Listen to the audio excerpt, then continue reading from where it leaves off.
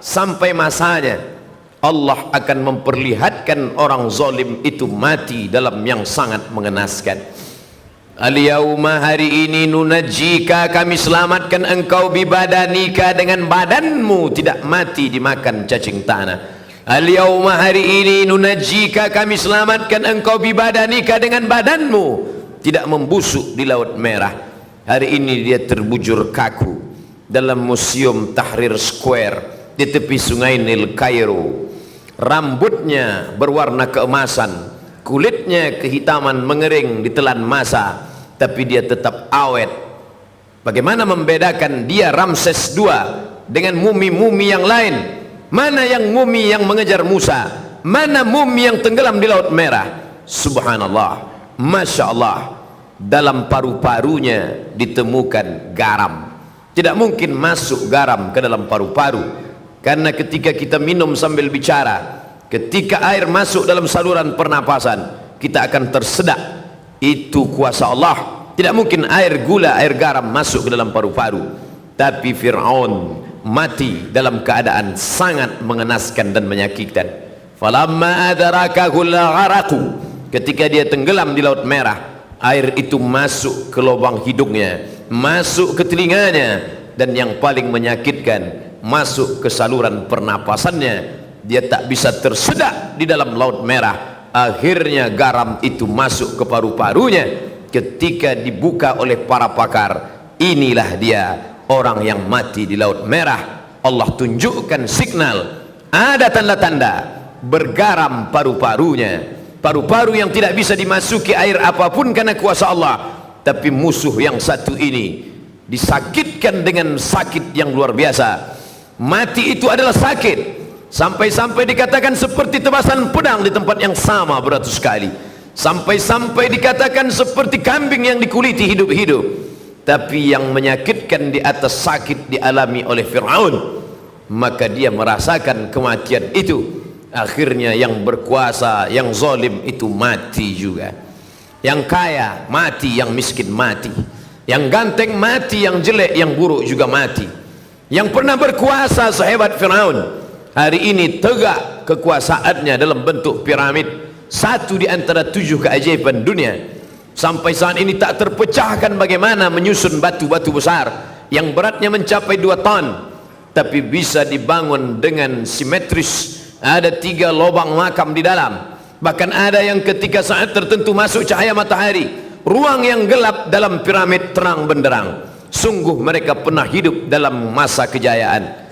Tiang-tiangnya yang besar, mereka tidak membuat cor, mereka tidak membuat tiang dari semen, tapi bukit yang mereka pahat. Wa tanhituna minal jibali buyuta, ada di antara mereka yang sanggup memahat bukit menjadi rumah. Prancis tertarik melihat tiang yang besar itu. Mereka bawa kapal membawa tiang besar dari Mesir menuju Paris, Prancis. Sampai hari ini mereka tegakkan di tengah kota Paris. Apa maknanya? Generasi belakangan tertarik dengan peninggalan-peninggalan Fir'aun. Tapi itu semua hanya sebagai saksi sejarah bahwa orang yang zalim berkuasa itu pada akhirnya mati. Ibrahim meninggal, Namruz mati. Musa meninggal dunia, Fir'aun mati. Isa diangkat oleh Allah ke tempat kemuliaan. Herodes, pendeta-pendeta Yahudi yang bersekongkol dengan tentara Romawi, mati. Muhammad sallallahu alaihi wasallam meninggal dalam husnul khatimah. Fir'aun, Abu Jahal, Abu Lahab, semuanya juga mati. Manusia mati meninggalkan nama. Binatang akan mati meninggalkan belang. Harimau mati meninggalkan belang. Gajah mati meninggalkan gading. Manusia mati meninggalkan nama. Nama yang baik atau nama yang buruk. Goreskanlah dengan tinta emas, bukan karena ingin dikenang sepanjang masa, tapi hanya ingin agar ketika nama-nama orang baik masuk ke dalam surga yang dijanjikan Allah. Wasiqal ladzina taqau ilal jannati zumara, ketika orang-orang bertakwa itu digiring masuk ke dalam surga, Allah sampaikan salam untuk mereka. Malaikat membacakan salam itu, salamun qaulam mir rabbir rahim, selamat untuk kalian, bukan dari presiden, bukan dari gubernur, mir rabbir rahim, dari Rabb yang maha pengasih lagi maha penyayang. Saat itu mereka diundang dengan undangan kebaikan, dengan undangan kelembutan. Ya ayyatuhan nafsul mutmainnah, wahai jiwa yang tenang, irji'i, kembalilah. Hari ini kau berada di perantauan, sampai masanya kembali ke kampung halaman. Irji'i ila rabbiki, kembali kepada Tuhanmu. Radiyatan mardiyah, jiwamu dalam keadaan ridha, Allah pun ridha terhadap dirimu. Hari ini kau katakan raditu billahi rabba, aku ridha Allah sebagai Rabbku, wa bil islami dina, aku ridha Islam agamaku, wa bi Muhammadin nabiyya wa rasula, aku ridha Muhammad nabi dan rasulku, wa bil Qur'ani imama, aku ridha Quran sebagai pembimbing, imam, pemimpinku. Tapi Allah belum tentu ridha kepadamu. Tapi bila kau istiqamah memilih jalan Musa, jalan Isa, jalan Muhammad sallallahu alaihi wasallam, kau akan dipanggil dalam keadaan radiyatan mardiyah. Fadkhuli fi ibadi, masuklah dalam golongan hamba-hambaku. Fadkhuli jannati, masuklah ke dalam surgaku. Hari itu kau tak merasakan kesakitan.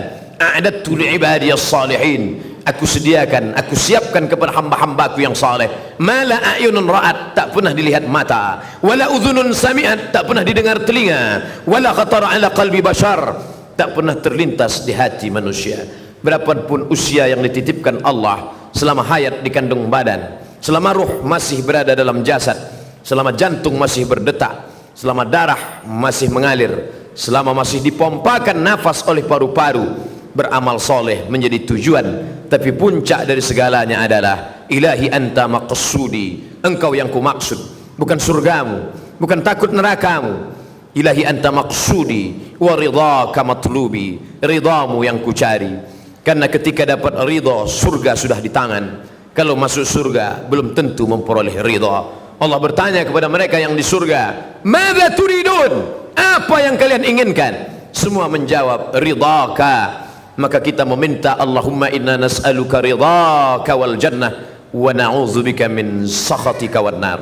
Hidup mengikuti Fir'aun, silakan. Hidup ikut gaya Namrus, tak ada larangan. Hidup mau ikut gaya Abu Jahal, Abu Lahab, silakan. Tangan terbuka bebas, semua akan diminta tanggung jawab. Tangan mencincang, bahu memikul. Mana yang berbuat, dia yang akan menerima resiko. Life is take risk, hidup adalah berani mengambil resiko. Isma syi'ta, hidup sesukamu. Fa innaka mayyit, tapi ingat, kau akan jadi mayat, kau akan jadi bangkai. Tapi kau tidak selesai sekedar dijepit tanah. Kau punya ruh yang akan diminta tanggung jawab di hadapan Allah. Kelak semua akan ditanya. Siapkanlah diri menjawab pertanyaan itu.